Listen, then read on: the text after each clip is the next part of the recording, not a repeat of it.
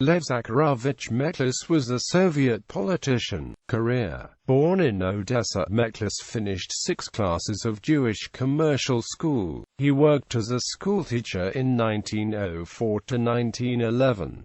In 1907 to 1910 he was a member of the Zionist workers' movement B'alei Zion. In 1911 he joined the Russian army, where he served in the 2nd Grenadier Artillery Brigade. In 1912 he obtained the rank of bombardier. He served in the artillery in the First World War.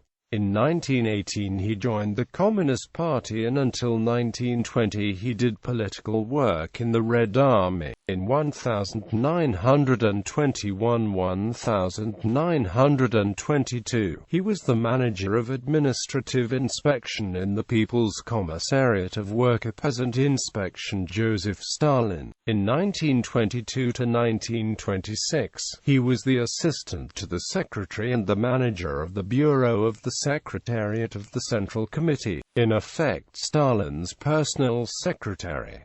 In 1926–1930 he took courses at the Communist Academy and in the Institute of Red Professors. From 1930 he was the head of the Press Corps Central Committee and simultaneously a member of the editorial board, and then the editor-in-chief of the newspaper Pravda. In 1937–1940 he was the deputy of the People's Commissar of Defense and the chief of the main political administration of the Red Army. From 1939 he was the member of Central Committee the CPSU. In 1938–1952 he was a member of the Org Bureau of the Central Committee. In 1941 People's Commissar of State Control. In June 1941 he was newly assigned by the Chief of Main Political Administration and the Deputy of the People's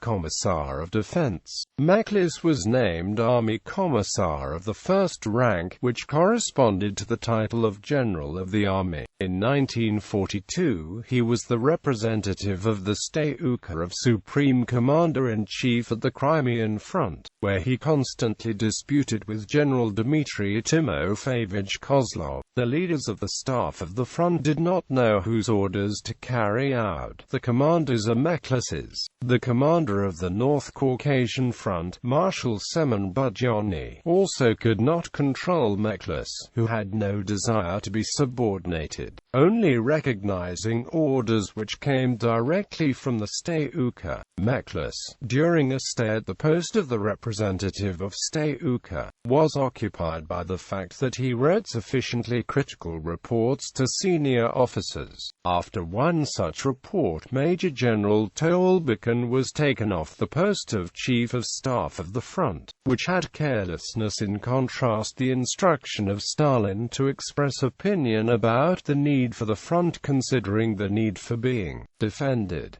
So he attempted through the Statute to replace the front commander, Kozlov, with Konstantin Rokossovsky-Kliko. At the same time, in reports to Stalin, he attempted to distance himself from the failures which the Crimean Front suffered, and to lay the entire responsibility on the front commander. In regard to this, Stalin sent a telegram to Mekhlis, in which he subjected to his rigid criticism for similar behavior. Crimean Front. T. Mekhlis, your code message number 254 received. Your position of a detached observer who is not accountable for the events at the Crimean Front is puzzling. Your position may sound convenient, but it positively stinks. At the Crimean Front, you are not an outside observer, but the responsible representative of Statute, who is accountable for every success and failure that takes place at the front, and who is required to correct, right there and then, any mistake made by the commanding officers. You, along with the commanding officers, will answer for failing to reinforce the left flank of the front. If, as you say, everything seemed to indicate that the opponent would begin an advance first thing in the morning, and you still hadn't done everything needed to repel their attack, instead limiting your involvement merely to passive criticism, then you are squarely to blame. It seems that you you still have not figured out that we sent you to the Crimean Front not as a government editor but as a responsible representative. If Stauka, you demand that Kozlov be replaced, that even Hindenburg would be an improvement. Yet you know full well that Soviet reserves do not have anyone named Hindenburg. The situation in Crimea is not difficult to grasp, and you should be able to take care of it on your own. Had you committed your frontline aviation and used it against the opponent's tanks and infantry, the opponent would not have been able to break through our defenses and the tanks would not have rolled through it. You do not need to be a Hindenburg to grasp such a simple thing after 2 months at the Crimean Front. Stalin. ZKVKP9V, 42R and GT. After the crushing defeat in May 1942 on the Crimean Front, he was removed from the post of the Deputy People's Commissar of Defense and the Chief of the main political administration of the Red Army. He was demoted in rank 2 levels down to a Corps Commissar. In 1942 to 1946, he was a member of the Military Council of a number of armies and fronts. From December 6, 1942, he was a lieutenant general. From July 29, 1944, he was a colonel general. In 1946 to 1950, he was the Minister of Government Control of the USSR. On October 27, 1950, he was discharged due to his health. He died in February 1953.